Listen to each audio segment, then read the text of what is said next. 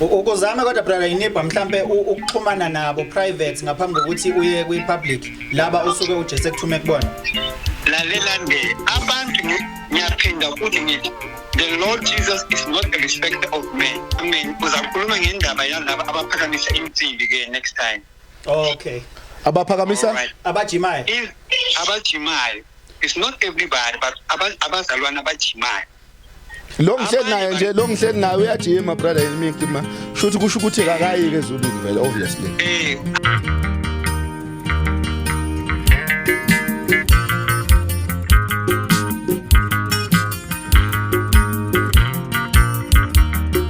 Mabandla kamjona kandaba nina bekashana kamenze yaphuza umlaza ngameva nina besilo nina benyathe emnyama ejama ngonkonto phezulu komzimvubu nina belembe leqamanya amalembe ngokukhalipha sinqake sinibingelele sinamukele ohleleni lethu lomnandi kakhulu oluyinqayise vele olukhula fast ngalendlela ediliza umthangala uyochithezaleni igama lami uthike izuma into enhle kamsholo zingane sempendle Emgedeni podcast namhlanje ulesibili ekseni isikhathi ebhizi naku uthina ku easy angahambi ngedwa ngaba nenkosi esizwe sakamnikazi ndaba ezethu ngamalanga ukahle mna wethu hayi mfethu ngabe usuzwile ngabe icele kuma podcast ngabe ucelwe emsakazweni ngabe icele kuma television ziningi izinto ezigcwele emsakazweni ezigcwele kuma television ezigcwele inkundleni zokuxhumana kumanje yabona le gama elithi Enigma is becoming a household name akekho umuntu ongalazi mangithi nje Enigma emqondweni wami mina kuvela ukuthi uJesu athi ngiyacabanga ukuthi nomunye umuntu kuvela exactly no Enigma mfethu isheke kakhulu eSouth Africa mengabe sikhuluma nje ngezenkolo ufike kwazwakala and uvela uzibuza ukuthi kwenziwa yini ngoba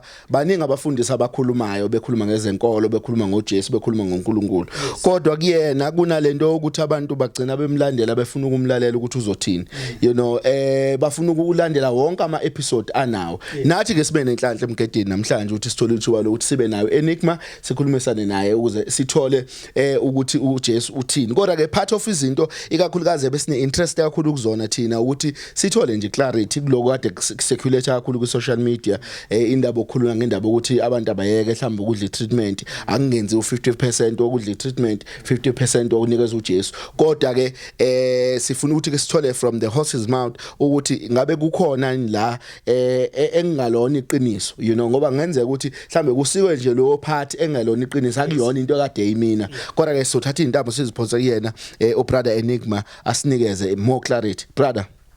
Indaba le yamaphilisi abantu bangayeke amaphilisi wabo because ngikhulumile le ndaba le indaba yabantwana bakaNkulunkulu abakholwayo abangayifuni iphilisi Babo yes brother siyabonga kakhulu nje ngencazelo bekubalekile kakhulu siyithole leyo ncazelo ubrother Enigma uyaqinisekisa South Africa ukuthi akathi abantu abayeka amaphilisi okunaloko uqinisekisa ukuthi kuyinto enhle ukuthi ukhonze uJesu ngenhliziyo yakhe ephelele umthembe 100% but that doesn't mean all the South African who believe enkulumeni zakhe azikhuluma ezakhayo sekusho ukuthi abantu abangawathatha amaphilisi ngoba nohulumeni njoba nje sebenza ngokuzikhandla ukuqikelela ukuthi amaphilisi ayatholakala kubona bonke abantu mahala ingoba abantu kufanele baphile bonke eSouth Africa brother ngifisa ukungena la esekutheni njoba uhlala ubuye ukhulume nangamagama abantu abathize abanye abayizikhulu ikakhulukazi nje bekade sisanda ukubona ukhuluma ngabantu abasebenza eParliament ukuthi akwenzeki yini lokho kugcina kufaka enkingeni sekutheni ugcina uphatha amagama abantu akukho ukukhulumisa noma kugcina mhlawumbe ugcina usufakwa amacala noma ufonelwe kuthiwe clarify ukuthi yini eyenza ukuthi uphathe igama lomuntu mhlawumbe othize osuke isikhulu sikahulumeni thizeni nayi ndaba uya ngokuthi ngithunywe ubani lana ngithunywe inkosi uJesu inkosi yamakhosi and uma abiza igama lomuntu it is because uyamthanda lo muntu lo it is because uyayazi ukuthi lo muntu lo sekaselwe isikhathi esincane emhlabeni uyasuka uye esibhubhweni so that's why ubabiza ngamagama because uthi isikhathi siphelile so unikeza labo abathandayo ubanikeza umusa wakhe so abantu bona bangathi why Enigma biza amagama akusiyini uJesu ubeka amagama wabo la phambi kwami abeke ubuso balomuntu lo athi hamba uyokhuza lo muntu because amalanga wakhe asekamancane aphela manje and makasuke emhlabeni uya esibhubhweni ngoba igama lakhe alikho ezulwini So anybody ukuthi umuntu unemali, yes unemali, kodwa mina sibabonile abantu basezogwini. That's why ngiyaphinda futhi ngithi uMandela ungasezogwini uMandela. So naye uSolomon umntwana kaDavida ungasezogwini uSolomon. Kodwa uma ufunda iBhayibheli uSolomon ubhale incwadi ezinamandla naseBhayibheli kodwa ungasezogwini ngenxa yabafazi. So ke labantu labo uJesu athi nibabize ngamagama. It is because amalanga wabo asekaphelile emhlabeni. Aphelile. So ke banikezwe umusa ukuthi bagijime baze kuJesu ngoba kunabantu abaningi nasezogwini bakhalela abantu balapha emhlabeni ukuthi ingaba umntwana wami uzatshelwa ubali ukuthi asindiswe. That's why uJesu ubayenzela umusa uthi ungathina ukhipha amagama wabo ukuthi thina siyokhuluma on the television so that anybody abone ukuthi lo muntu lo igama lakhe liyabizwa. So that laba abasondelane naye lo muntu bagijime bayomtshela ukuthi yela kuthiwa wena usindiswe isikhathi esiphelile. So uJesu akahloniphi umuntu, uhlonipha igama la izwi lakhe. So uma abiza igama lakho it is because uyakuthanda and uyayazi ukuthi uSathane uyakusebenzisa anyway now uyazi. So yena uyakubiza ukuthi usindiswe kuze kuwe. Ukuzama kodwa brother inibha mhlambe ukuxhumana nabo private ngaphambi kokuthi uye kwi public laba usuke uJesu ekuthume kubona. Lalela nge abantu ngiyaphinda futhi ngithi the Lord Jesus is not a respecter of men. Makathuma uJonas athi Jonas hamba uye eNiniva. uJonas bekasaba labantu labo. That's why uye wabaleka waya eTrasis ngoba asaba labantu labo ngoba banekhulu abanye amakhosi lapho. So uJesu makasithume kumuntu uthi sibiza igama lakhe isikhathi siphelile. And labantu laba banamabhurikati abanye basekudeni kodwa bakufanele eSouth Africa angeke ukhona ukufika kubo.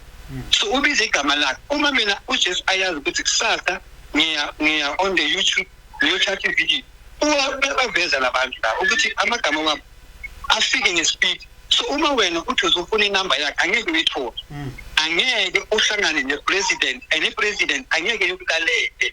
So uma sikhipha indaba yakhe sobala ukuthi everybody ayizwe, it is because uma sekashonile lo muntu lo eSouth Africa yonke izobona ukuthi igama lakhe libiziwe 3 months ago azange aphenduke so ke sekahambile. uJesu akahloniphi umuntu. Yes. Right Nigma isikhathi esiningi ngiye ngizwe ukuthi ku spiritual realm kunemimoya eminingi ehlukahlukene. Wena mhlambe wazi kanjani ukuthi uJesu lo noma mhlambe uSathane usuke ishintshashintshile wazenza uJesu mhlambe familiar spirits basho njalo? Abantu aba-understand. Kunama fallen angels, kunama demoni, kunama devil worshiper, kunama Sathane. uJesu makavela phambi kwakho nasendlini uzombona ngempahla ezimhlophe. Uzokubonisa izandla zakhe zinamanxeba, izandla zakhe nenyawo zakhe. And then amehlo wakhe umlilo. Awukhona ukubona amehlo wakhe, ubona nje impumulo nomlomo nenhlebe nenwele zakhe ezimhlophe njengempahla zakhe. Ibhandi lakhe lukhulu libhalwe King of Kings, Lord of Lords. And uma akhuluma nawe ivoice yakhe igcwala umhlaba wonke. Mina uma akhuluma nawe ivoice yakhe igcwala umhlaba wonke. It's a sign yokuthi ubone ukuthi lo akhuluma yobani. And then uma akhuluma nawe akubonise everything, uphakamisa isandla akubonise everything afuna ukubonisa yona. Makaqeda akuthathe wena aye nawe ezulwini. So idemoni angeke liye nawe ezulwini.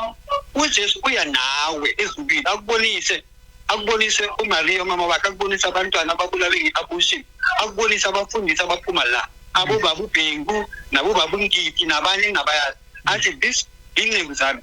Akubonise abantwana basezulwini black and white. Akubonise ubaba wakhe esitulweni. Akubonise ingilosi zakhe, akubonise everything yasezulwini.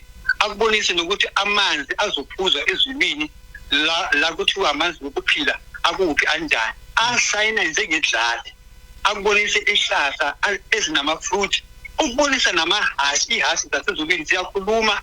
Asibonise nehashi eziningi lezo zizabe zigibelwe uye lengilosi zakhe ngesikhathi eza emhlabeni azolanda ibandla ukuthi nazi amahashi 200 million yamahashi aredi azabagibele ingilosi ngesikhathi uJesu azozalana bani. So uJesu baba uma akhuluma uyambona ukuthi lo uJesu, noma ahamba nawe uyambona ukuthi lo uJesu, noma angene nasezibhokweni amadimoni abaleka wonke mababona uJesu. Ungena nawe ngasezibhokweni uJesu akubonise everything, makaqeda akhale kakhulu, akubonise izandla zakhe. Uma kubonise izandla zakhe kuphuma igazi eliningi kulamanxeba.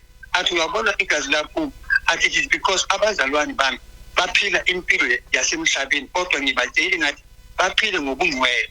Athi abafundisi abaningi bayangilimaza emhlabeni ngoba ngifele ibandla bona bafundisa ibandla lami amanga, banikeza ibandla lami amanzi namakerese nama-deliverance nama-oil. Uyakhala uJesu futhi sibakuze labafundisi. Brother sesivala nje umbuzo mhlawumbe ogcina singaba nawo ukuthi abantu abaningi mengabe benza ama-analysis kuma social media mhlawumbe nasemsakazweni yahlukahlukene, uma ngabe bekhuluma ngegama lakho baye baveza ukuthi ngokujwayelekile kuvamisa ukuthi umuntu ovamisa ukuthi ispirit sakhe mhlambe sihambe siye emazulwini suke siye emkhathini, and mengabe siye emkhathini that's where the devil is. So most people they end up saying no, Enigma is a devil worshipper. Are you a devil worshipper? Bangimangaza labantu alikho i-devil worshipper elitshela abantu ukuthi baphenduke baye ezulwini. Ama-devil worship abakhulumi into lezo, namadimoni abakhulumi. Amadimoni yiwo ayenza abantu baphuze utshwala ubusuku bonke. Amadimoni yiwo ayenza abantu babhale imizimba yabo ngama-tattoo. So mina ngitshela abantu ukuthi basuse ama-tattoo, bagcoke ngobungcwele, abantu basindiswe bazongena ezulwini. Akuna devil worship ezotshela abantu ukuthi basindiswe. Ayikho i-devil worship ezotshela abantu ukuthi bangayi ezihogweni, ngoba ama-devil worship namadimoni bamukisa abantu ezihogweni. Ngizwa kahle? Yes. Bamukisa abantu ezihogweni. Mina uJesu uthi sibatshele ukuthi bangayi ezihogweni. Lalela baba, mawufika eZTC uJesu usibonisile ukuthi inyoka yalapha inkulu kangakanani. Inyoka yalapha wasibonisa ukuthi istar lesi sakaZTC wasibonisa ukuthi sona self inyoka and ival ingqondo zabantu bonke abafake ibheshi le. So wasibonisa uJesu athi inkanyamba le athi uzoyibulala yena self ngesikhathi sakhona, kodwa khona manje usayinikele ithuba inyoka le isebenze ngoba isikhathi siyeza uzozibulala zonke inyoka zakashembe nasekatholiki nase Jehovah's Witness. Ibandla linenyoka zakhona. Kashembe kunenyoka nakhona. Baba kunento eziningi bese uJesu usibonisa zona. Kulamabandla ziningi baba, kodwa abantu angeke bazibone. But the leader, uma kuthiwa this one is a leader yebandla, uyayazi yena, uyayibona ngoba ucontroller usebenza ngamandla wakhe. So uya ayibonayo ayibona the leader of the church. Laba abanye ababoni ne bazoya ngayo. That's why bachintana lo uyasuka kungena omunye. La mandla lawo amandla kaSathane. So that's why uJesu usibonisile the founder yaka Jehovah's Witness nasezigubhini. Wasibonisa the founder of ZTC nasezigubhini. Ubaba walaba Yes. Yebo baba. Sesiphetha nje brother Enigma, izolo kade sikhuluma offline silungiselela uhlelo namhlanje ukhulume ngokuthi usunezitha buye kungena ama calls akuthreatenishayo. Ungasichazela nje kafushane sesiphuma ngaloko bese uyivala mhlambe ngelokuthi eBhayibhelini kunodaba kaNoah, uNoah owaba nesambulo noma wavakashela uJehova wamtshela ukuthi umhlaba uzobhubha akaxwayisa abantu. So abantu abaningi babengamkhola babemhleka bethi isidakwa lesa umuntu ongenalutho lona mhlawumbe usadakwe ngoba izolo kodwa ke kuthiwa yafika ke imvula ke nangampela uzamcolo wabagugula abantu. Do you think you are a Noah of this generation? No, I'm not, because uJesu makasibonisa every country in the world ukhethe abantu abaningi ubanike isambulo. I-country ne-kind, India ukhethe abantu, China ukhethe abantu. Njengamanje bengiye eSwaziland ngibona omunye usisi naye uphuma ezulwini, and then this Sunday bengibenyiwe eBloemfontein kulelo bandla lelo bekuze omunye ubaba bekashonile eMpumalanga uBenkhoza naye utshelile yena bekashonile for 3 days, and it is true. Angihambi kahle kodwa khona manje ngisemall ngikhuluma nawe kanje bamile lapha ngamafoni bayashuta. So yiyo lento le indisturb ngoba bangishuta abanye bavula ama-account e-TikTok bathi amagama wabo Enigma bayenza imali ngami ene mina angikho ku-TikTok angikho ku-Facebook angikho kulezinto lezi ngiku-WhatsApp only WhatsApp. Brother Enigma asibonga kakhulu ngethuba lakho ukuthi usinikeze namhlanje sikwazi ukuthi uclarify kakhulukazi lokho kade sikulambele nje okuthinta indaba ye treatment siyabonga kakhulu ukuthi usihloniphe siyathemba ukuthi nangelinye ilanga mhlambe mengabe sikuthinta sifisa ukuthi mhlambe ube khona la usikhanyisela khona siyokwazi ukuthi silithola ithuba lakho sikhulumisane nawe brother.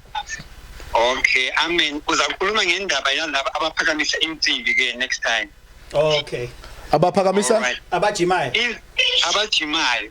It's not everybody but abazalwana abajimayo. Lo ngihleli naye uyajima brother Enigma shothi kusho ukuthi akayike ezulwini vele obviously. Angithi uNkulunkulu unikeza umuntu umzimba wakhe once uphakamisa insimbi uphakamisa uyenza a bodybuilder ubuild umzimba wakho so umzimba loNkulunkulu akunika wona uyatshintsha umzimba wakho uzofana exactly nemizimba yalabantu abangasezibhubhini. Abantu abangasezibhubhini bonke ama-devolution banemizimba emikhulu ingathi baphakamisa insimbi. That's why uma utshintsha umzimba wakho ngokuphakamisa insimbi and wena usimbisile uNkulunkulu akasakubheki noma uthandaza ngoba uthi umzimba engikunikeze wona utshintshe kanjani.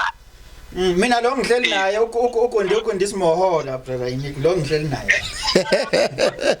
Batele uma umuntu akunde Chico style wathola accident wafa une Chico style even if umfundi uma uyenze Chico style wafa ngalento le njengami ngikhiphe amazinyo bengifaka ama-false teeth uJesu athi akalaleli imithandazo yabantu abamthandaza bafake izinto zikaSathane. Enigma siyabonga kakhulu baba uphile nje siyathemba sokuthola nangelinye ilanga siyabonga. Amen. Amen. Angizwa lesiqhimela angizwa nenhlokomo uJesu